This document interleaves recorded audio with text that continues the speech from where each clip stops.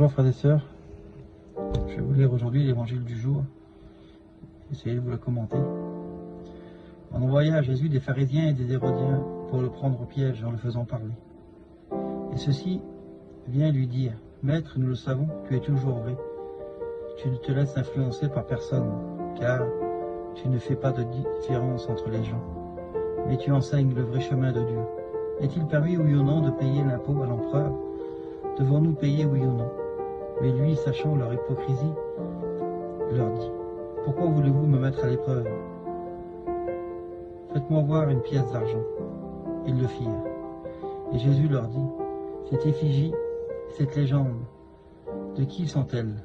De l'empereur César? » Répondit-il.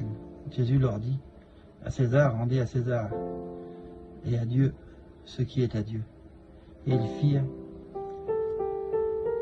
remplis d'étonnement à son sujet. Vous savez, on cherche dans cet évangile à mettre Jésus à l'épreuve. Et Jésus, il savait qu'ils allaient le mettre à l'épreuve en le faisant parler.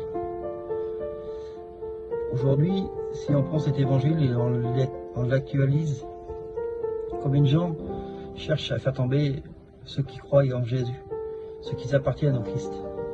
Combien de personnes? Pourquoi? Parce que c'est leur hypocrisie qui cherche à faire tomber les chrétiens. La parole de Dieu dit, celui qui fait tomber l'un des plus petits de mes frères, vaut mieux pour lui qu'il s'attache une meule qu'il aille se jeter dans la mer. Vous voyez, frères et sœurs, bien souvent c'est le langage. Le langage peut à la fois tuer un frère.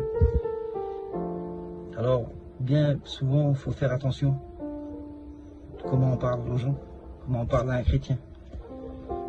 Et là, on voit que Jésus, il a une réponse subtile. Une réponse extraordinaire pour moi. Rendez à César ce qui est à César, rendez au monde ce qui est au monde, et rendez à Dieu ce qui est à Dieu. Là, il cherche, il a une belle réponse, Jésus. Qu'est-ce qu'on a à rendre à Dieu aujourd'hui? Qu'est-ce qu'on pourrait donner de mieux à Dieu, si ce n'est que notre vie? En sacrifice saint, la parole de Dieu nous dit. Alors, frères et sœurs, dans cette journée, offrez vos vies à Jésus, à Dieu, car c'est agréable à Dieu. Soyez bénis. Amen.